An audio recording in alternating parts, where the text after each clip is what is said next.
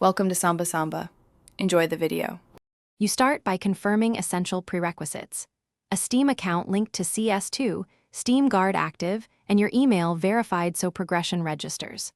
Once that's done, open Cs2 and check the current season's service medal requirements.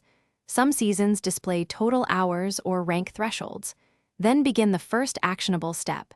Queue casual or deathmatch sessions that count toward service time. Make sure to monitor the in-game progress tracker so you accumulate the required hours without wasting sessions. Once you have steady sessions, optimize how you earn service. Choose modes that reliably count toward the medal and produce consistent playtime, like casual or community servers with long rounds. While you play, check the medal progress indicator frequently and focus on completing match time rather than rapid quits. If you want efficiency, schedule longer blocks so you hit milestones faster and reduce idle overhead.